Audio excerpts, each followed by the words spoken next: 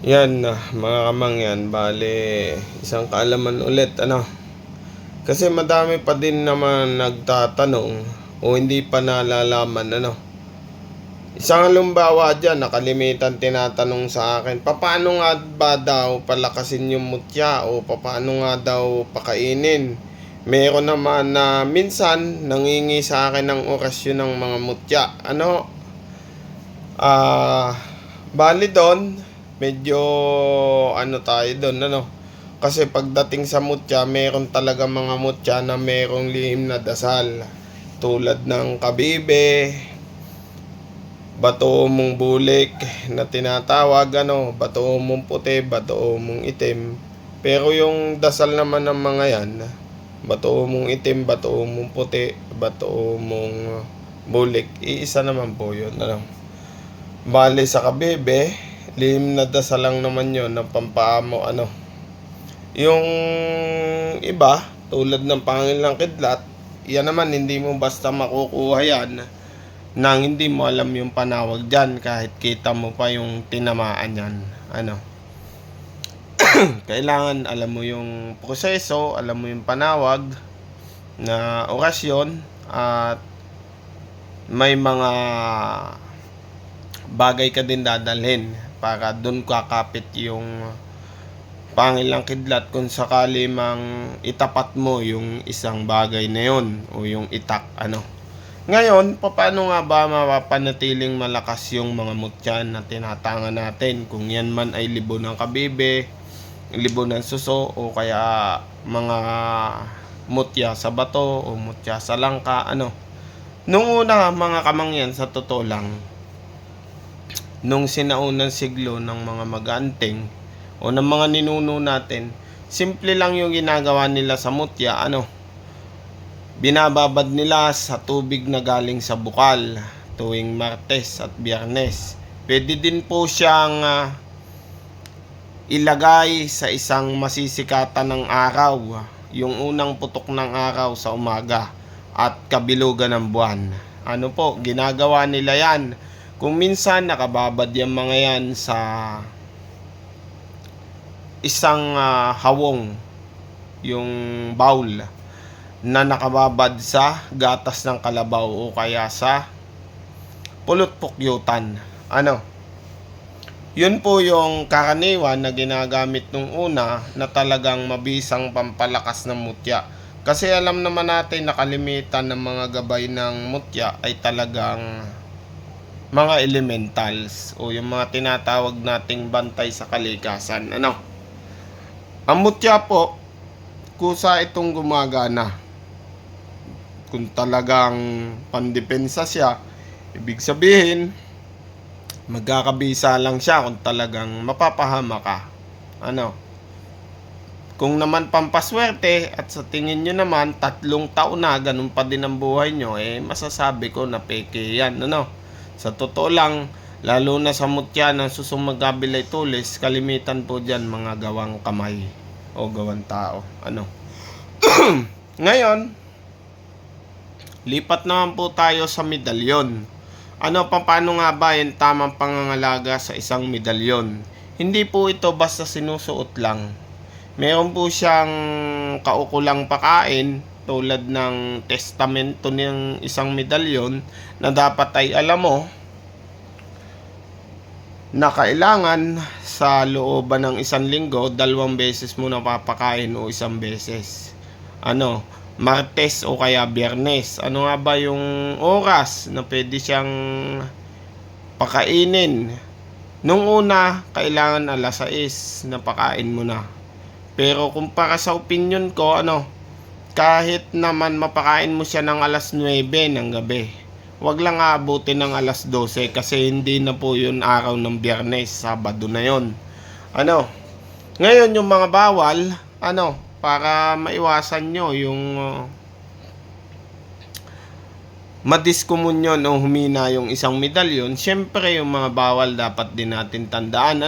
Unang-una sa lahat, wag po kayong makikipagtalik na suot nyo ang isang sagradong medalyon na alam nyo naman na pinapakain po yan ng mga sagradong salita. Sa pagpapakain ng medalyon, Siyempre, alam naman natin na ito isang material na bagay lang. Una kayong hihingi ng basbas sa nasa itaas o sa ating Panginoon Diyos. Kasi siya po ay mapanibuguin, kaya kailangan ang pagpapakain nyo, example, Panginoon, hinihingi ko po ang basbas nyo na bigyan nyo po ng lakas at galing at proteksyon ang gamit na ito na nagmumula po sa iyong kapangyarihan. Ibig sabihin hindi mo siya binabypass. Kasi once na diretso ka magpakain ng gamit, ito na yung itinuturing mong Diyos mo. Pag ganon. Ibig sabihin, hindi ka tumatawag ng Diyos. Panginoon, basbasan mo po yung gamit na ito, na isang material na bagay lang nagawa ng tao. Bigyan mo po ito ng bisa sa pamamagitan ng mga salitang Latin na iuorasyon ko dito at ipapakain ko dito. Ibig sabihin, doon pa lang sa pangunahing sinabi mo, siya pa din yung tinuturing mong tagapagligtas. Kasi sa kanya mo hinihingi yung bisa at galing ng isang gamit. Kailangan po hindi po mababypass yung lumikha. Kaya nga minsan sinasabi sa atin na tayo sumasamba sa mga Diyos-Diyosan. Kasi yung iba nga mali yung pangangalaga sa isang medalyon. Nasa Bible din po yon na wag kang gagawa ng isang imahe na sasambahin mo. Depende na lang yan kung talagang kahit ganon na gumawa ka ng ganyan o nag-aalaga ka ng ganyan, pero siya pa rin yung priority mo na una mong tinatawag para dito sa isang material na bagay na ito, marahil masasabi ko na magkakabertud talaga yan. Magkakabisa talaga yan kasi siya yung priority mong tawagin. Ang Diyos po sadya mga kamangyan na mapanibuguin yan. Bukod po doon, ang gamit po sana po ay ginagamit po sa maganda, hindi po sa masama. Bawal din pong mahakbangan kayo na suot nyo yan. Bawal din po kayong sumilip sa isang kabaong na suot nyo po yan. Pero hindi po binabawal na pumunta kayo sa lamay.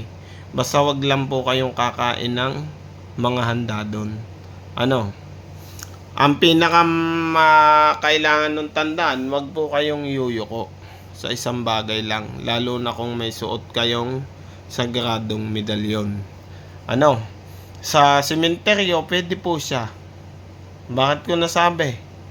Hindi naman na porkit pangpatay yung mga nandun, ibabawal na yung medalyon. Kasi kalimitan ngayon sa sementeryo, sa totoo lang, madami nang pong manggagalaw o yung mga elemento na nakatira na doon.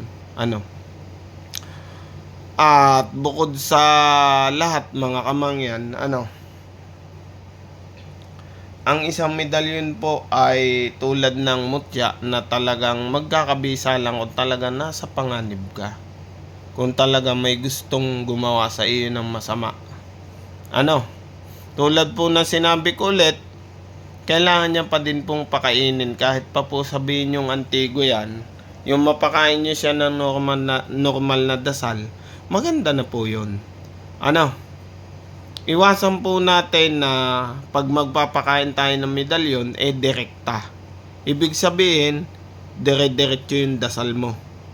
Hindi ka hihingi ng pahintulot doon sa nasa itaas. Pag ginawa kasi yon, kumpara sa opinion ko hindi ko po inaano yung opinion ng iba. Kasi, para sa akin, pagka direkta ka magpapakain yan, hindi ka hihingi ng basbas nasa itaas. Pasensya na ako, nabubulol na ako. Nababypass mo na siya. Matatawag natin na talagang nakalimutan mo na siya. Mas priority mo na yung isang material na bagay. Ako, purong maganting ako, manggagamot ako. Pero ni minsan pag ako'y nagpakain ng gamit, siya muna yung una kong tinatawag. Kasi siya pa din po yung tagapagligtas ko. Siya pa din po yung may karapatan na kumuha at humusga sa atin sa darating na paghukom. Siya pa din po yung may kapangyarihan na bawiin yung buhay natin. Kumbaga, ang buhay natin ay utang lang natin. Hindi po yan sa dami ng gamit para tumagal ang buhay nyo. Kahit pa po tayo mag-medalyon o magmutya ng tigigisang sako, pag oras na natin, oras na po natin.